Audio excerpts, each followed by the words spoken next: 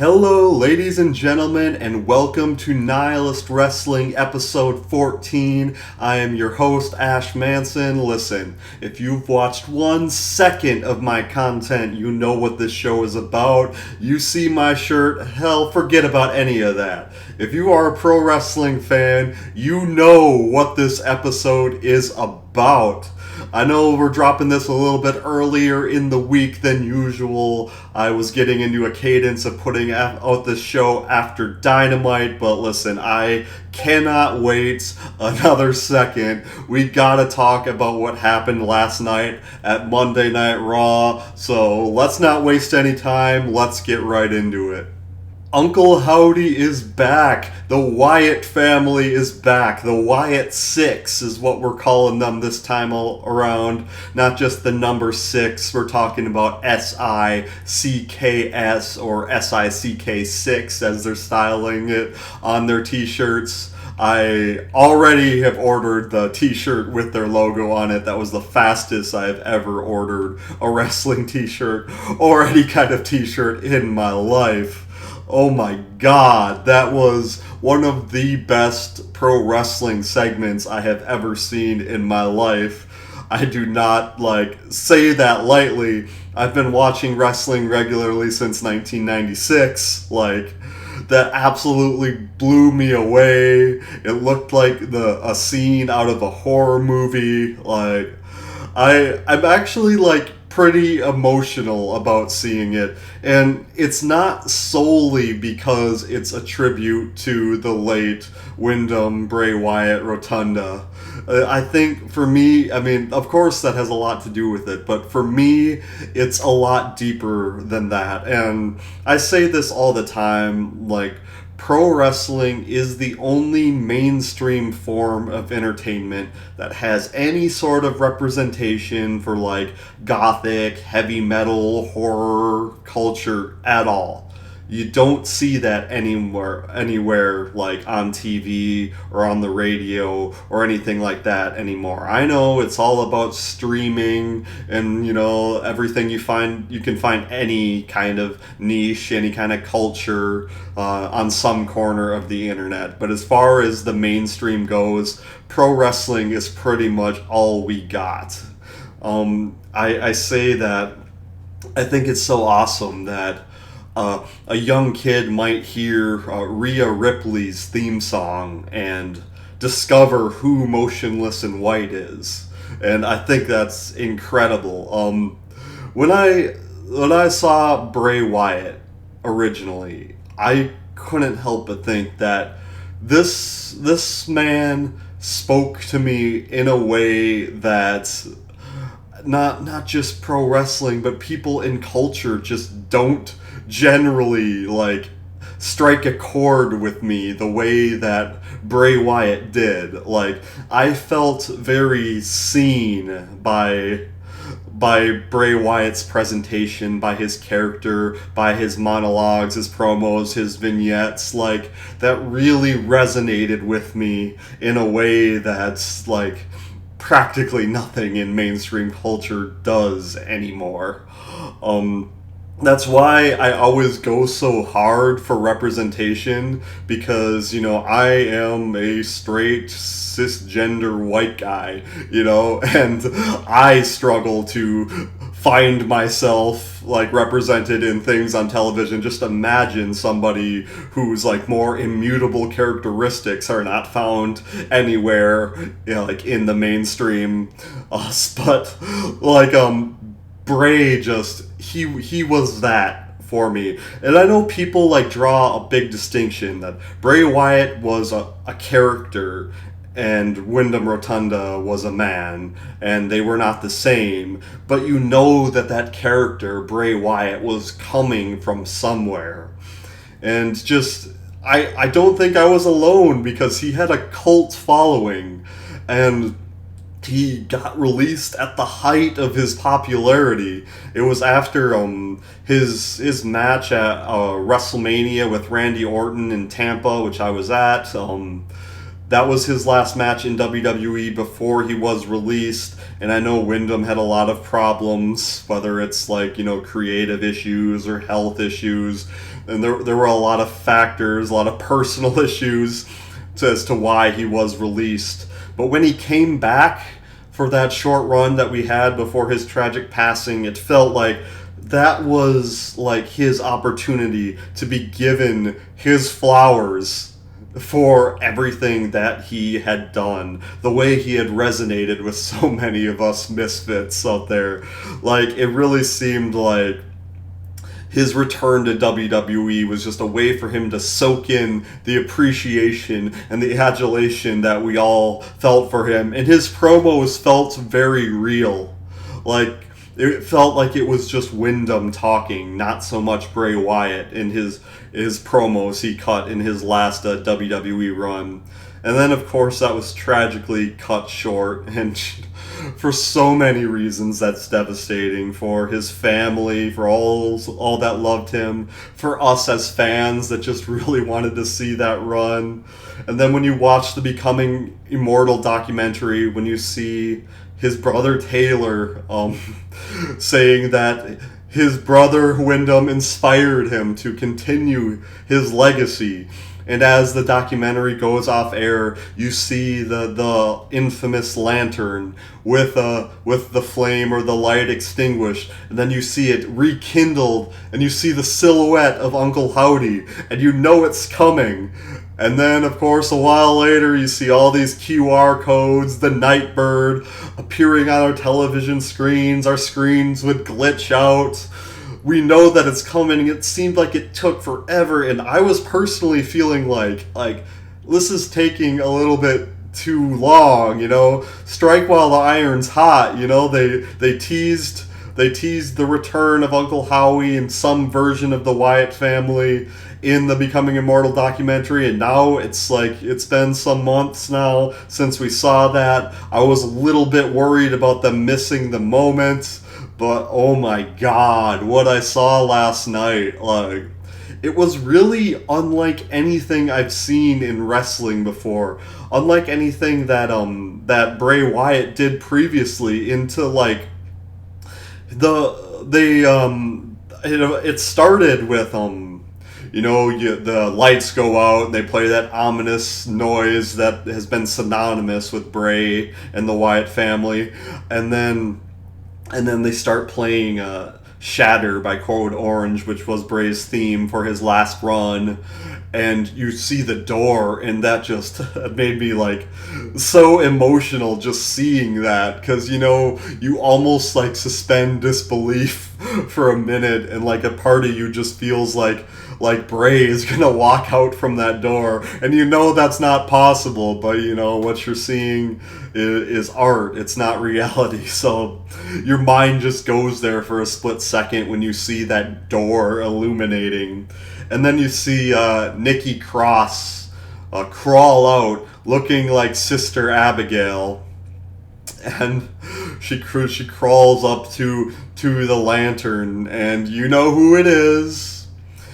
She's never been associated with Bray in the past, but her personality has just always been kind of like a dark lost soul. She would have fit perfectly with the Wyatt family when it was there originally, and then she points back through the curtain, for lack of a better term, into the gorilla area. And it looks like a crime scene. It looks like there was a mass murder committed. And you see Eric Rowan wearing a rabbit mask, a tribute to Rambling Rabbit. And when you turn around, when he turns around, you could see a Bludgeon Brother looking mask. I believe it was on the hood of his jacket, which was probably a tribute to his late tag team partner Brody Lee, aka Luke Harper, John Huber. And all of this is for him too. It's for Bray, but I feel to them and to me, to the fans, this is also for Brody, and that just adds to the weight of it all. And I think between Dexter Loomis and Joe Gacy, I can't remember what the order was. I wanna say it was Dexter first, but I could be totally wrong. But we'll just talk about Dexter first. Like Dexter Loomis was, again, he was one of the more compelling characters in NXT, and I think when they first brought him up to the main roster, they had a good story going on with like him like stalking the Miz and all that, and Johnny Gargano kind of like kind of translating for us how Dexter works, because he was like, friends with him in NXT. Of course, Dexter was married to Indy Hartwell on camera, and Indy Hartwell was part of The Way with Johnny Gargano. So, but yeah, since then, like, Dexter pretty much was lost in the shuffle, but he was also just kind of that dark, fascinating personality that would fit well with the Wyatt family. I'm glad they got the original member, Eric Rowan, in with them. Eric Redbeard, as he's been more recently referred to. I'm a little curious why Braun Strowman's not involved with all this. Maybe it's because he's got something else going on. I'm sure they're on the same show, so maybe they'll incorporate Braun in there eventually. But let's keep on going down the line. We saw Joe Gacy with his mask, which is a tribute to Huskus the Pig. And Joe Gacy, of course, he was the leader of the Schism. And then, of course, the Grizzled Young Vets, or the Dyad, as they were called more recently, well, at least when they were in NXT, Rip Fowler and Jagger Reed, or, Zach Gibson and James Drake, as they're known now and previously. They left NXT and left Gacy and Ava, and, Gacy kind of pushed Ava to the side and said, "The Schism is dead. This isn't the family for you, Ava." And then Ava went on to become the general manager of NXT. But since then, Joe Gacy's basically been a wayward soul. He hasn't really had much of a purpose. And then, of course, last but certainly not least, you see the man formerly known as Bo Dallas, Uncle Howdy, with his arms outstretched like we would see Bray do so many times in the past. He was wearing dreadlocks the way Bray did. Yeah, for the latter years of his career. He had a glove on that was stylized like Bray's hurt and heel gloves, but instead of hurt or heel, it said Bray. And Uncle Howdy comes and he's walking through the crime scene. We see Chad Gable. It looks like Chad Gable was murdered.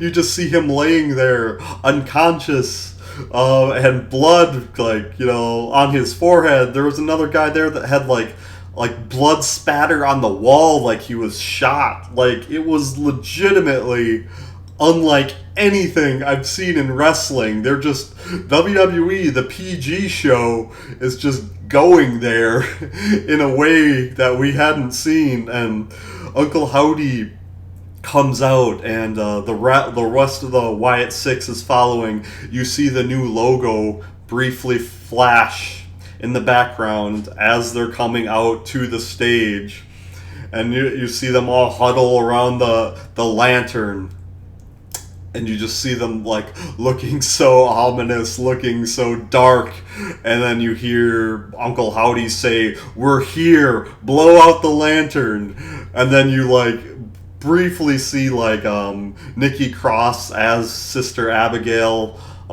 flash on the screen with that "ah" noise. That was so synonymous with Bray. It was cinema. It was a work of art. I'm a little worried about them following up.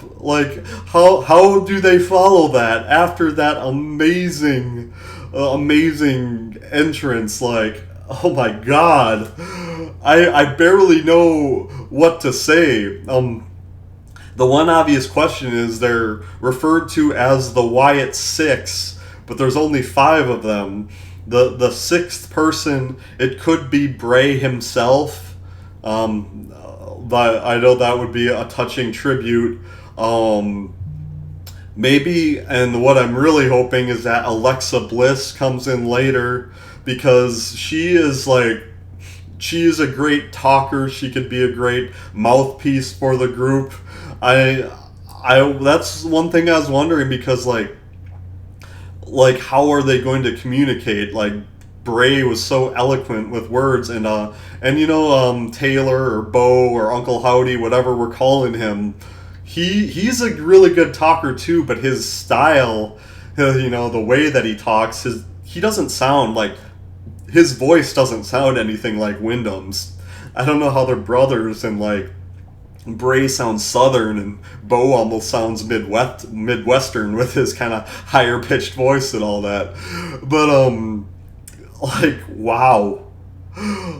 I can't wait to see where they go from here. It was such a touching tribute.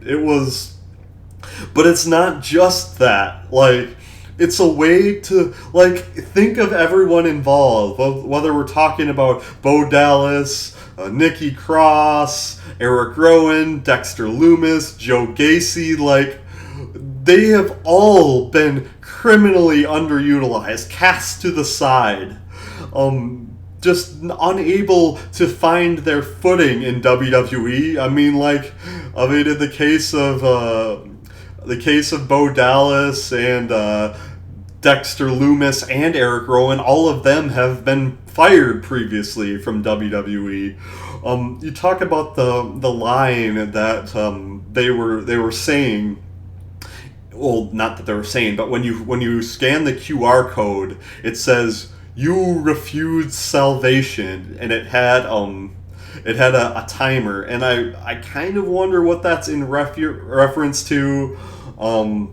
Maybe the establishment just didn't want to hear what these five had to say previously.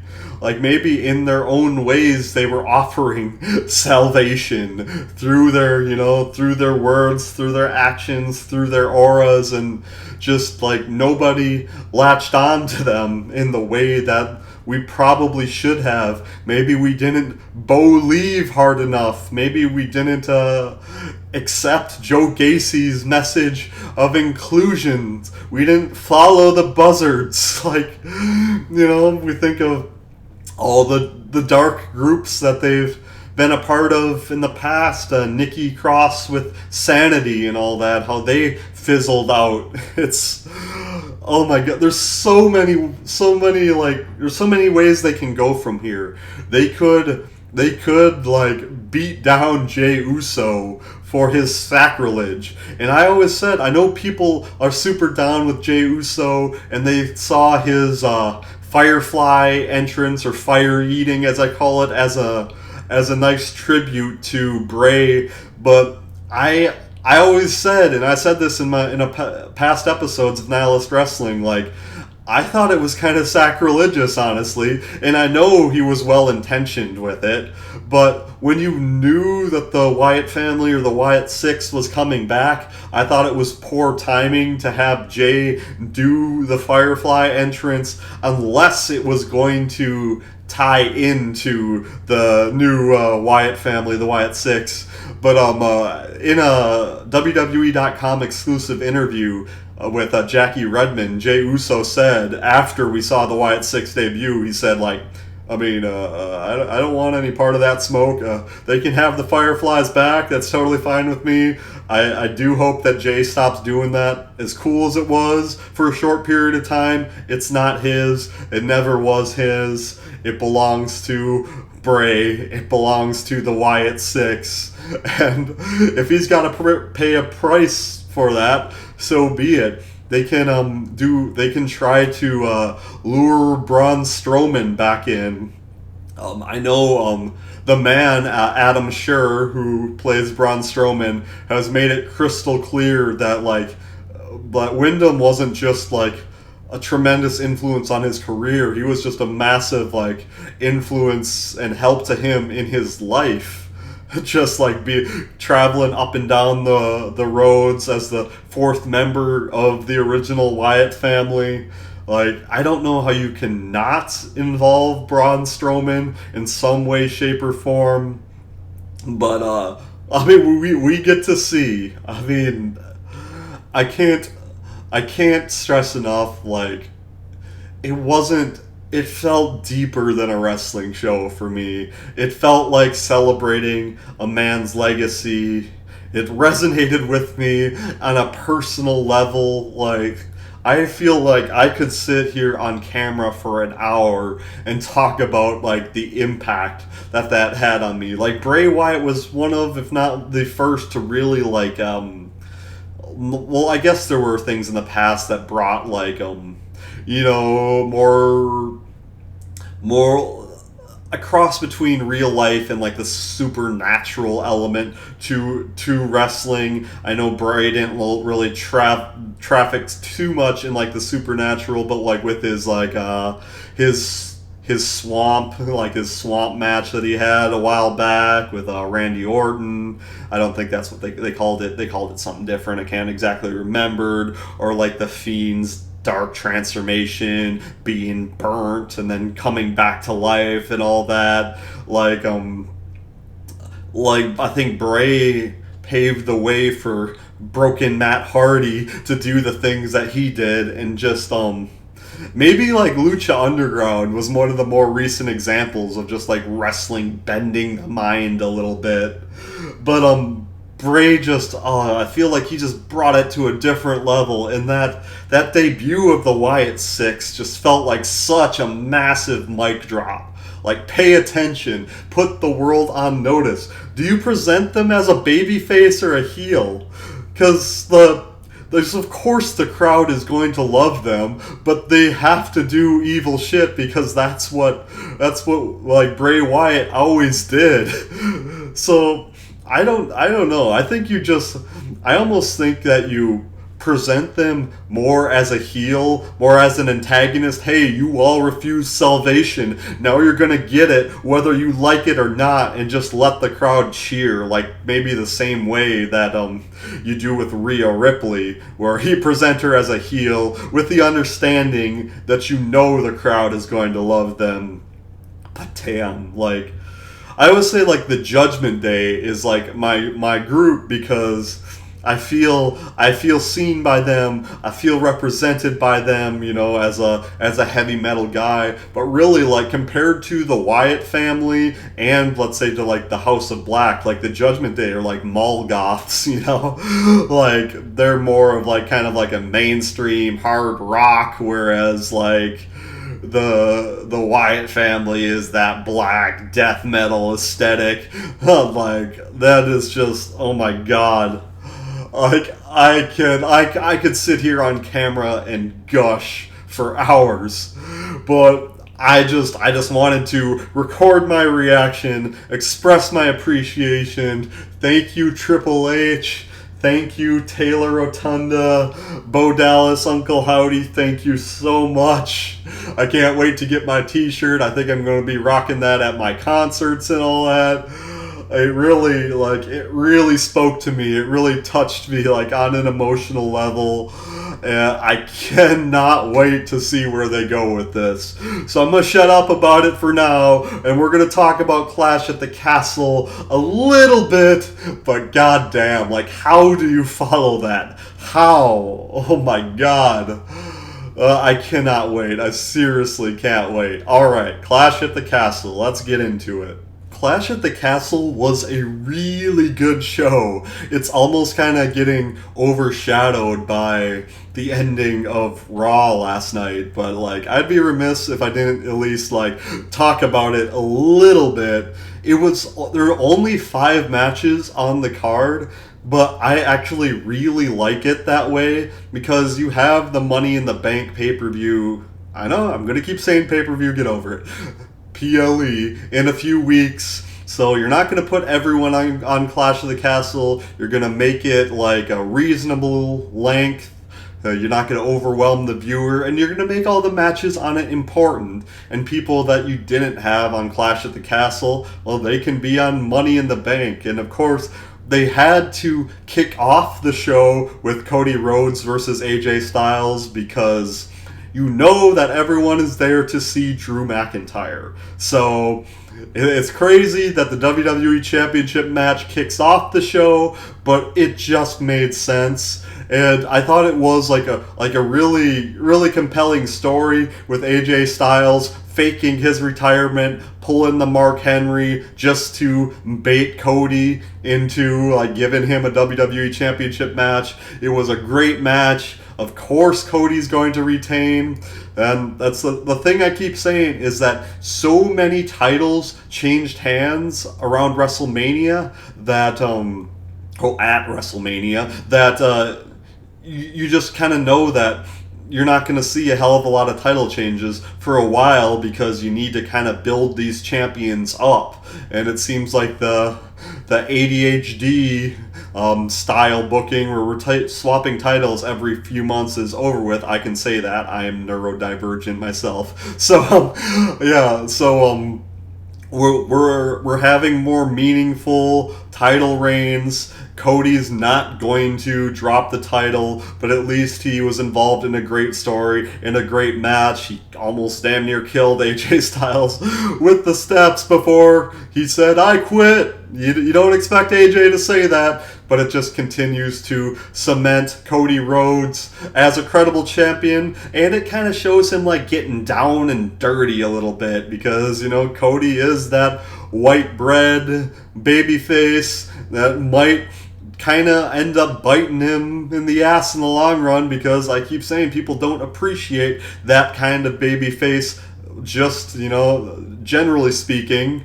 But I guess Cody is an anomaly. His ability to play the good guy in a way that's compelling and believable in a way you want to latch onto is unlike anyone else in recent history. So good on Cody and AJ for that match. It was definitely entertaining.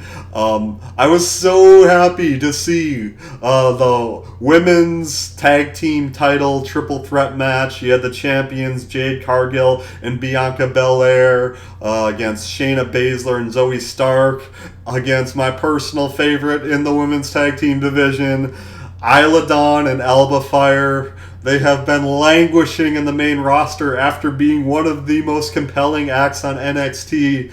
Alba Fire recently suffered a tragedy. While her parents were visiting Alba in Orlando, Florida, they got hit by a bus and her mom died at the young age of 51. Triple H made crystal clear, because people are going to talk, and I think it's really ignorant to speak like this, but they're going to say that it was like a sympathy title win because Alba just lost her mother. And it's as a resident of Florida, I'm just so gutted by that story. Orlando is crazy. Orlando isn't too far from where I live. It's maybe an hour and a half or something. But I don't go to Orlando much because just traffic is insanity. Very touristy. Of course, it's a destination. People visit Orlando from all around the world. Maybe if you're not used to that, it can be dangerous. And I'm so gutted to hear about the tragic passing of Alba Fire's mother. But the way that she was able to pull it together and still give the performance that she was able to at Clash at the Castle. Listen, regardless of anything, regardless of the tragedy of Alba's mom passing, and regardless of them being in Scotland, those two deserved that tag team title win. Make no mistake about it. Just because you may not be seeing it yet on the main roster, those two could go. They always had very interesting vignettes. The chemistry between them was very interesting. How the way that they seamlessly went from being enemies. Isla Dawn actually cost Alba Fire the NXT Women's Championship in her introduction to the American NXT. but they feuded for so long that they developed a mutual respect, and of course their characters are similar in some ways, and now they became the unholy union. Again, they're my favorites. As far as the women's tag team division goes, Isla Dawn might be like, save for Rhea Ripley, she might be my favorite like female wrestler in WWE right now. I think she's incredible. Very happy for that win. I know they cut the legs out from under Bianca Belair and Jade Cargill, who of course are very popular tag team for a lot of reasons. Jade came in with so much hype, and of course Bianca is, absolutely incredible, one of the greatest champions we've had in recent history in WWE. Jade kind of shows she's just oozing the it factor in the ring in some ways. Of course she can improve. I think she, as much as it's legitimate to say that she's a little rough around the edges in the ring, I also simultaneously believe that maybe she gets a little bit too much criticism. But I'm glad Jade got a taste of the spotlight. I'm interested to see where the two of them, Jade and Bianca, go from there. I do really think that they are single stars first. I'm not so sure if I'm interested in seeing the two of them feud, because I think it just sends the wrong message, because the internet always wants to pit Jade and Bianca against each other, and I think it's great that they instead chose to team. I know Jade said in an interview that Bianca was one of the first people to come up to her and say, hey, we have to have each other's backs because the world's going to try to pit us against each other. And I think it's really cool that they formed an alliance instead. So we'll see what happens. I think, of course, eventually you're going to see a feud between the two of them, but I don't know if the time is right now. But I definitely see them as single stars first. And of course, Shayna Baszler and Zoe Stark are going to definitely have a match for the titles soon, because they recently beat Alba Fire and Isla Dawn, so we'll see how that goes. Sami Zayn versus Chad Gable, and actually, of course, it was a great match, and Chad Gable's been on an absolute tear, and Sami Zayn, Sami is over as hell in America, but you go anywhere outside of America, especially Canada where he's from, anywhere in the Middle East because he's ethnically Arabic and all that, in Scotland too, you bring Sami Zayn anywhere internationally and he's just an absolute hit. I said earlier that Cody Rhodes is that white bread style of babyface that tries to tries to do the right thing more often than not, that sometimes alienates the crowd. Well, I think Sami Zayn is actually that perfect mix of he's a good guy, and he wears his heart on his sleeve, and ultimately he does the right things, but I think he's just that right combination of sort of rough around the edges. He was in the bloodline and all that, and he's just not quite as pristine of a babyface as Cody Rhodes is, that I think actually helps him resonate a little bit more. If there was a time to pull the trigger on Chad Gable, it almost feels like it was then. And when you see the outcome of that match, and on Raw you see the Alpha Academy saying they were done with Chad, and then of course when the Wyatt Sicks debuted, you see Chad looking seemingly dead. It makes me wonder if Chad is not done with the company. I know Triple H said in the post-Clash at the Castle press conference that he wants to see Chad in WWE for a long time to come. Maybe that's not the case. But again, it's kind of like what you saw at with Ricochet. Ricochet, if we're reading the dirt sheets, it makes it seem like he's going to AEW, which I do actually believe is the case. But when you saw the execution of his send-off and how sympathetic they made him look with Samantha jumping in the ambulance with him, and Samantha still being off of Raw the next week after her fiance got the ever-living shit beat out of him by Braun Breaker. Like, you kind of wonder, like, it just makes you... it lets the mind wander whether or not Ricochet is truly done. It did kind of feel like they were writing off Chad Gable, like they did on Lucha Underground. They actually killed off Prince Puma when Ricochet left that company. It almost seems like they killed off the Chad Gable character, which is not something that WWE often does. I do believe they kind of killed off the Paul Bearer character in the past, and I can't think of too many, if any, other instances of them actually killing a character. And of course, I mean, Chad could have been unconscious and bleeding, but the implication was he might be done. So that might be why they didn't pull the trigger on making him the Intercontinental Champion. That might be it. If that is it for Chad Gable and WWE, it's really a shame that he did his best work like at the very end of his WWE career. But I mean, if he goes to AEW, best of luck to him there. I worry that he kind of blends into the background. He's a great in-ring competitor, but I think like Ricochet is more the AEW style. I know they appreciate the pure grappling style of Chad Gable too.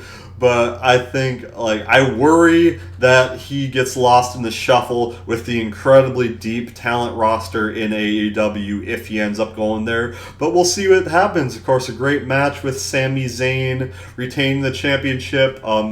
Bayley versus Piper Niven. It kind of felt like a coming out party for Piper Niven, showing that she can hang in her home country of Scotland. And of course, people who have been familiar with her career previous to American television, they already knew that, but it was just her showing on the international stage that she can hang with the best. Of course, Bayley, again, with the relatively young title reign, with the win. I do worry, as I said last week, about Bayley staying interesting as the more white bread babyface.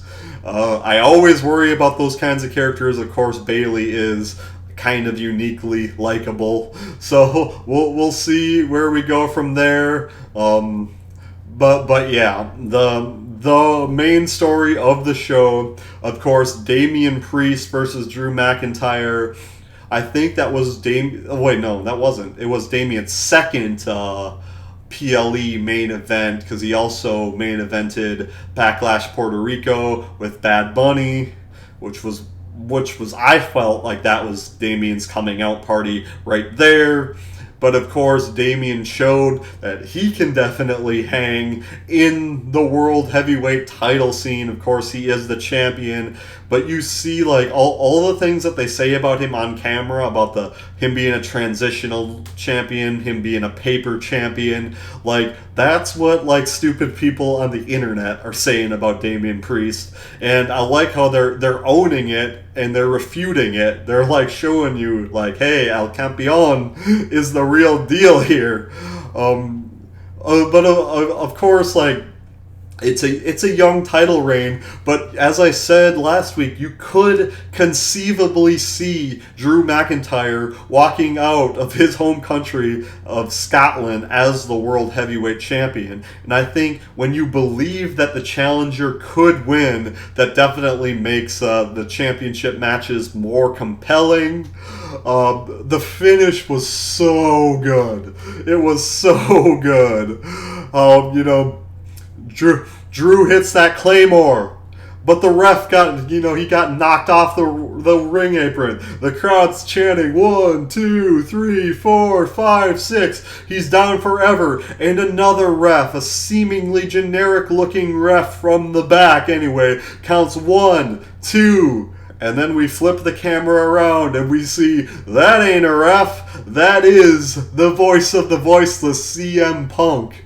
Which Punk has kind of faded to the background recently. He wasn't on television for a while, and when people would bring CM Punk up to Drew McIntyre, he was basically saying, hey, all I'm focused on is the World Heavyweight Championship match. You didn't want to make the same mistake that he did previously and Seth Rollins did, but being too concerned with CM Punk when he had a title match like coming up, and then all of a sudden Punk shows up. Punk is the referee, and Drew McIntyre is absolutely livid. He backs Punk up into the corner, and then Punk kicks him in the nuts.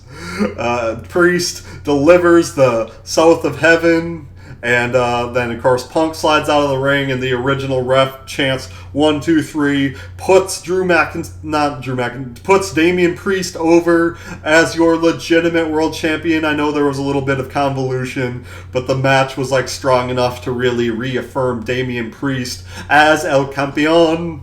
And Drew McIntyre, of course, he leaves Scotland just pissed as hell. They show some footage on the internet of him cussing up a storm after the show. And then, of course, the next night on Raw, you expect him to be fuming.